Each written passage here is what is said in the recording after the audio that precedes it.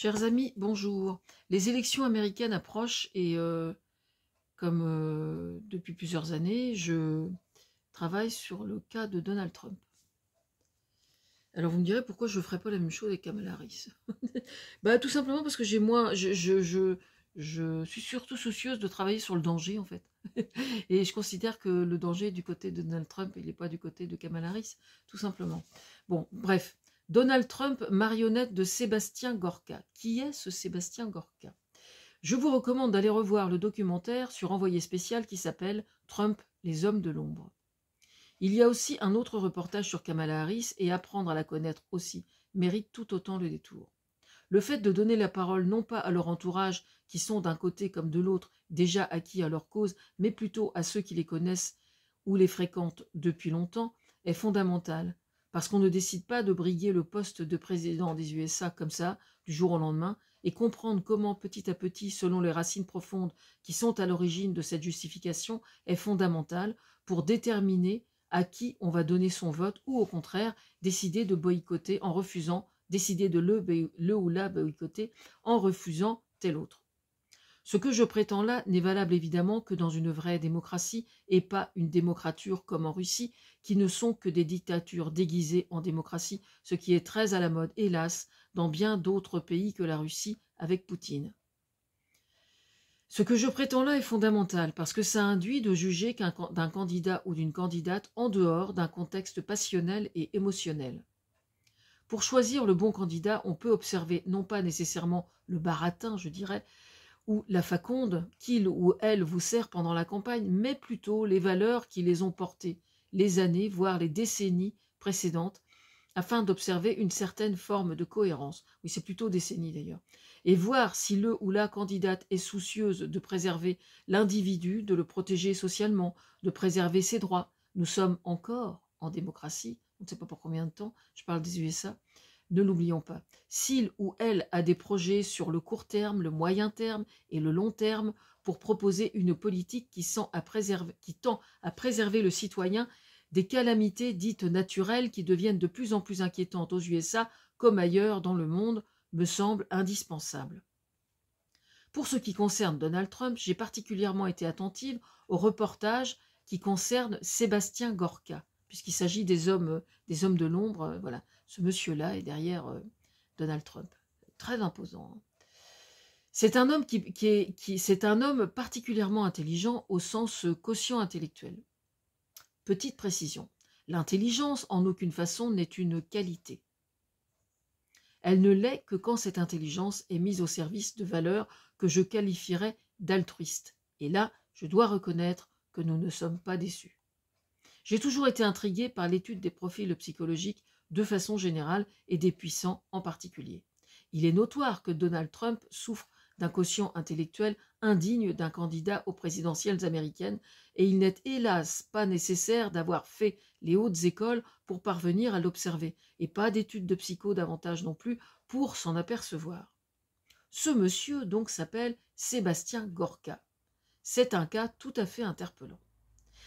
Il est bien chanceux, je dois avouer, d'être américain. Parce que s'il était né russe, ses dents qui rayent le parquet auraient fait mauvais genre au Kremlin. Et il aurait été atteint, vite fait, bien fait, de cette sale manie de défenestration si chère à Vladimir Poutine, qui n'est jamais en reste quand il s'agit d'éliminer je dis ses adversaires, parce qu'évidemment je pense à l'opposition russe, mais quand il s'agit d'éliminer des rivaux, surtout, parce que là, ils sont sur les mêmes valeurs. Mais ça joue des coudes, quoi. Voilà. Seulement voilà, un postulant dictateur qui naît en démocratie, pas de bol, il va falloir faire avec. Alors, comme c'est un homme très intelligent, il s'est adapté à la situation. Prêtez donc la plus grande attention à ce qui est expliqué, non pas par les journalistes, ces sales gosses, qui jouent au reporter, mais bien uniquement à celui qui a créé le mouvement Heritage Foundation. Heritage Foundation, qui s'appelle maintenant Foundation 2025, et ce qu'en dit Mickey Edward, c'est un homme très très très important. Il faut vraiment aller voir ça. Mickey Edward, fondateur du groupe de réflexion, c'est lui qui a fondé cette fondation. Il explique comment Sébastien Gorka et sa bande de malfrats s'est accaparé la fondation pour en arriver à la dévoyer entièrement. Il paraît qu'aux USA, les républicains commencent à avoir peur, désormais, de Donald Trump parce qu'ils prennent conscience enfin du réel danger que représente cet homme.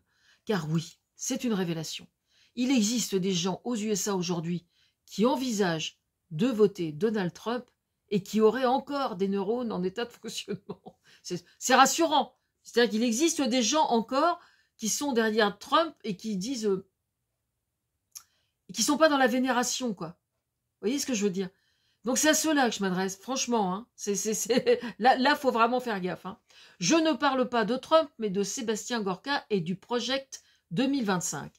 Pour faire face à ces critiques, écoutez ça, Trump a fait une déclaration, et ça remonte à quelques jours, là, comme quoi il s'en désolidarisait. Je connais pas cet homme-là, moi. J'ai rien à voir avec ces gens.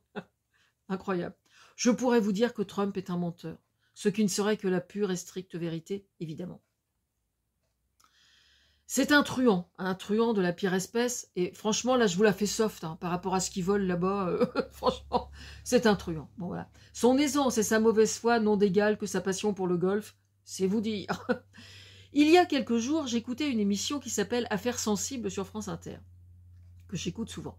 Il y en a, pour l'anniversaire, là, il y avait une émission sur Léon Blum qui était super. Bref. Donc l'animateur parlait du scandale de Clinton et de l'affaire Lewinsky. C'est intéressant parce que ça remonte quand même à une vingtaine d'années, 20 ou 30 ans, un truc comme ça. L'affaire Lewinsky qui avait failli lui coûter son poste de président des USA. Il avait frisé la destitution au seul prétexte qu'il avait menti sous serment. C'était l'époque où il existait encore une certaine morale chez les citoyens américains. Quand aujourd'hui, un candidat qui a refusé d'admettre son échec aux dernières élections et fomenté un coup d'État au Capitole a parfaitement le droit de se présenter de nouveau comme candidat à l'investiture.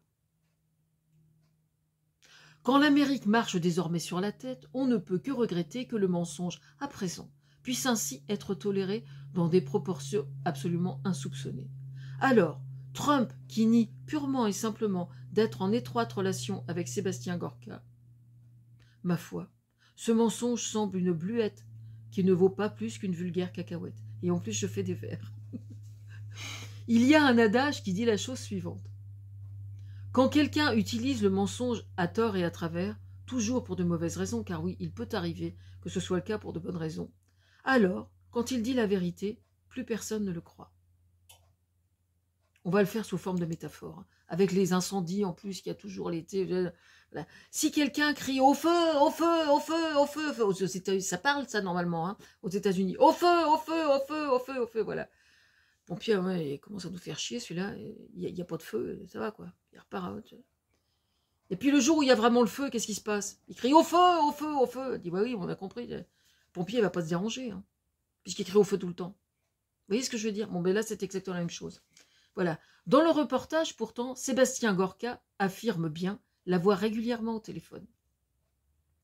Ce que j'explique plus haut entre les deux niveaux d'intelligence, entre Trump et Sébastien Gorka, doit être observé avec la plus grande attention, parce que c'est véritablement là et pas ailleurs que se trouve le danger. Plus pervers que Trump, qui est un handicapé du raisonnement, il n'y a qu'à observer à quel point il lui est difficile de suivre simplement un prompteur.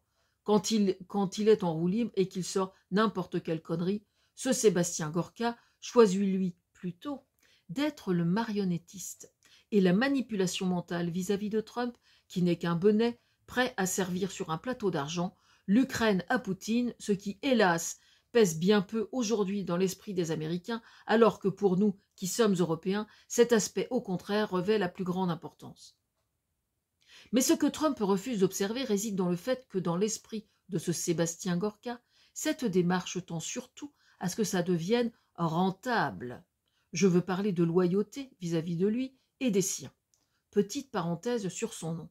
Sébastien Gorka, un nom à consonance espagnole qui a donc joui, je parle de ses ascendants, du bon accueil des USA à une époque où il était bien content de voir que la politique d'accueil des immigrés l'arrangeait bien, comme Trump d'ailleurs, vis-à-vis de ses ascendants qui doivent être irlandais ou, il me semble, irlandais, enfin anglais ou irlandais, je ne sais plus exactement. Un film vient de sortir sur Trump qui explique cela bien mieux que moi. Je mettrai le lien et je vais aller le voir parce que je n'ai pas encore trouvé le temps. Mais l'heure n'est plus à dire Trump ceci, Trump cela, quand on observe que ceux qui potentiellement voteront pour lui sont dans un processus de vénération et pas d'admiration. Oui, alors je vais revenir sur la nuance entre les deux. La vénération, bah, vous avez oublié que vous avez des neurones en fait. Hein. Voilà. C'est-à-dire qu'au prétexte que vous admirez quelqu'un, ça peut pas être vrai, puisque de toute façon, je l'admire, donc ce qu'on dit, c'est pas vrai. Aujourd'hui, par exemple, quand on observe ce qui se passe au sujet de l'affaire de l'abbé Pierre avec la fondation Emmaüs, vous avez dans un village un maire qui refuse, qui souhaite débaptiser une rue l'abbé Pierre, et vous avez des habitants qui disent « Ah ben non, hein, faut pas toucher à l'abbé Pierre ». Voilà, là on est dans la vénération, là. On n'est plus dans l'admiration. Et ça, c'est extrêmement grave. Ça me donne envie d'être méchante, hein, vraiment. Fermons la parenthèse. Oui, ça ne va pas du tout d'être méchante, on est d'accord. Donc, je vais plutôt vous parler de loyauté. Bon, ça, c'est fait. Le fait de voir que Trump veut prendre ses distances uniquement dans son discours est un calcul, et c'est sorti il y a quelques jours, là, est un calcul qui est parfaitement induit et accepté par Sébastien Gorka et ses compères. Parce que pour faire le poisson, comme on dit, il faut savoir lâcher du lest. Un peu, et faire croire au poisson qu'il est toujours libre d'aller et venir comme bon lui semble. Ah zut, j'ai oublié de vous expliquer. Ça n'est pas Donald Trump, le poisson affairé, évidemment, mais le citoyen américain, qui s'est souvenu qu'il avait un cerveau et qu'il serait bien en train de faire une énorme connerie en votant Donald Trump. Il est admis, et depuis que Trump a été président des USA pendant son mandat, qu'à côté de Poutine, il n'est qu'une marionnette docile qui lui mange dans la main. Il est connu aussi que, contrairement à ce qu'il a toujours prétendu, il est toujours resté en relation avec Poutine depuis qu'il n'est plus président des USA. Mais comme il ment, comme il respire, et que désormais aux USA, pour certains, mentir sur des choses aussi graves n'a plus aucune valeur, il n'est pas inutile de faire un peu de fiction pour imaginer comment les choses pourraient éventuellement évoluer si d'aventure Trump était élu. Tous les prédicateurs évangélistes sont derrière Trump comme un seul homme, alors que Trump répond à un adage qui lui colle à la peau, qui se résume ainsi : sans foi ni loi. D'accord ? Par contre, je me pose une question. Au sujet des évangélistes aux États-Unis, est-ce qu'ils sont vraiment tous derrière Trump ? Est-ce qu'il existe chez les évangélistes aux États-Unis des gens qui ont encore une conscience et des gens qui ont une relation saine vis-à-vis de leur culte et de leur religion?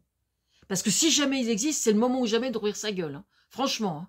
Et je les relayerai avec grand plaisir sur mes sites internet. Hein. Franchement. Hein. Parce qu'on est en droit de se poser des questions. Hein.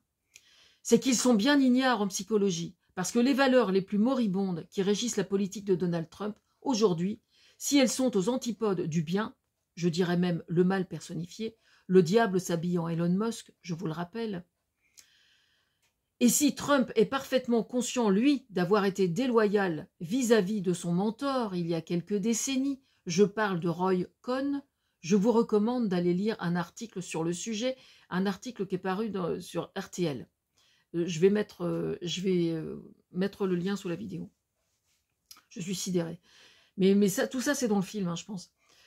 Mais ce que tout le monde ignore réside dans le fait que le principe de loyauté sévit aussi de façon inconsciente et surtout, il existe à part égale dans l'esprit de celui ou celle face à qui l'on serait potentiellement redevable.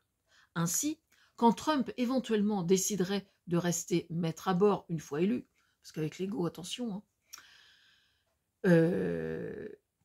où est-ce que j'en suis ? Oui, ainsi, quand Trump éventuellement déciderait de rester maître à bord une fois élu, imaginez-vous bien que Sébastien Gorka, lui, n'en resterait pas là et exigerait son dû, comme lui ayant bien servi le nombre d'électeurs pour avoir été élu, et là, il devra passer à la caisse. Dans ce reportage, il est expliqué, je parle d'envoyé spécial, que la totalité des rôles sont déjà distribués. Mais ce que tout le monde sous-estime, c'est d'une part l'incroyable perversité qui réside dans l'âme des uns et des autres, au détriment le plus élémentaire du peuple américain, mais surtout la grande différence de quotient intellectuel qui existe entre Sébastien Gorka et Donald Trump. Et qui me fait dire que si Trump était élu, il ne fait aucun doute que Poutine aurait un orgasme et qu'il arriverait à fouler le tapis rouge, non pas du Festival de Cannes, mais bien pour être reçu en seigneur et maître quasiment, À la Maison-Blanche, rien de moins que cela. Au minima, il y aurait sa petite résidence d'été. Je me souviens plus comment on appelle la petite maison de campagne en Russie. C'est le genre de vocabulaire qui a disparu depuis la guerre en Ukraine. Ça, je ne sais pas si vous avez remarqué. Ça me reviendra. Ah zut, j'ai oublié de vous parler de l'ego de Trump. Oui, pour le devenir de l'ego entre Sébastien Gorka face à l'ego de Vladimir Poutine, on ne sait pas ce que ça donnera. Bref. J'ai oublié de vous parler de l'ego de Trump. Qu'est-ce qu'il fera après? Il continuerait à jouer les marionnettes, évidemment, devant les caméras, et alternativement de jouer au golf. La seule activité qui soit digne de son étiquette, la seule que Sébastien Gorka voudra bien lui accorder, celle d'un bon petit toutou. En somme, Trump n'est censé être envisagé que pour servir de marchepied à Sébastien Gorka. Pour ceux qui seraient en doute relativement aux amitiés entre Vladimir Poutine et Sébastien Gorka, écoutez bien ce qu'il dit au sujet des journalistes suisses qu'il a envoyés bouler. Et le cynisme avec lequel il s'en vante, pensez donc, dans leur perspective, Donald Trump n'est qu'un outil au service de Poutine et rien d'autre que cela.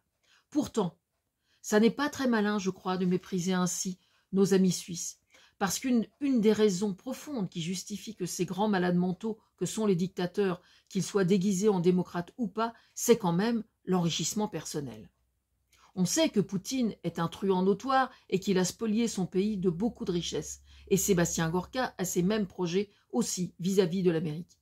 Alors, qu'en Suisse, pour planquer son pognon, il paraît que c'est encore faisable. On ne sait jamais comment le vent peut tourner. Alors mépriser ainsi la Suisse stratégiquement ne me paraît pas très malin. Comment vous dites? Moi, je suis cynique? Moi? Cynique? Non, je suis juste réaliste, il me semble. Et puis je le suis tellement moins que ce Sébastien Gorka quand il évoque comment il a envoyé bouler les journalistes helvètes. Il me semble. Enfin, c'est mon sentiment. Voilà.